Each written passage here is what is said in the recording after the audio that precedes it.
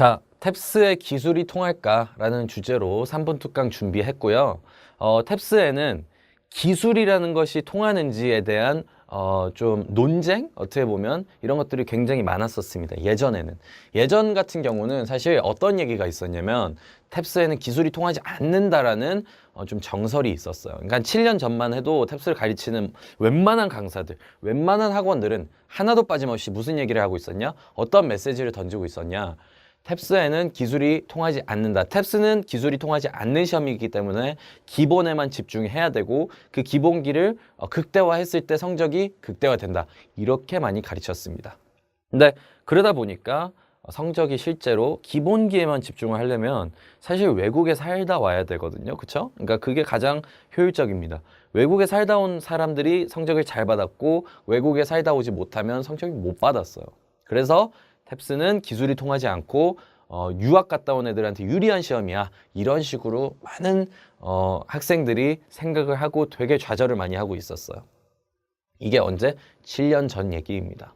근데 그때 처음으로 시중에 등장하는 기술이라는 키워드를 갖고 등장한 교재가 뭐냐? 탭스의 기술이라는 교재입니다.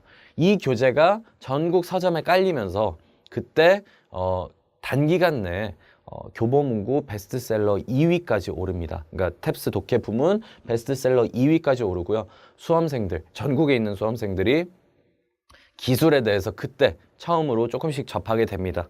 그렇게 되면서 이게 먹힌다는 거를 이제 여러분들 스스로 실감하면서 그때부터 기술에 대한 생각이 많이 열리게 되고요. 그때부터는 대형 어학원들도 대형학원 뭐라고 할 것 없이 그냥 일반 어학원들, 동네 어학원들, 과외 강사들, 인터넷 강사들 하나도 빠짐없이 기술 내지는 패턴, 전략 약간의 말을 바꿔서 스킬, 리딩 스킬, 독해 스킬, 청해 스킬, 문법 스킬 이런 것들을 갖다 붙이면서 이제 탭스를 가르치기 시작했습니다.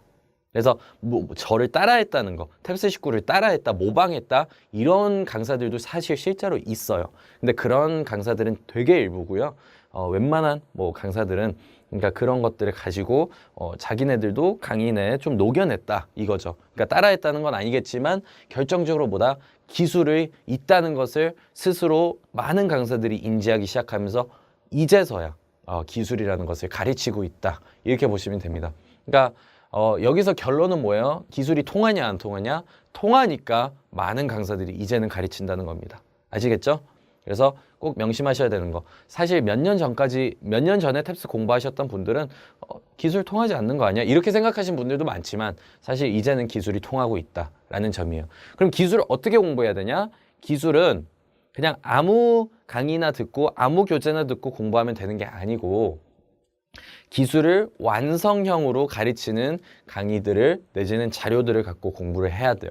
완성형이 뭐냐?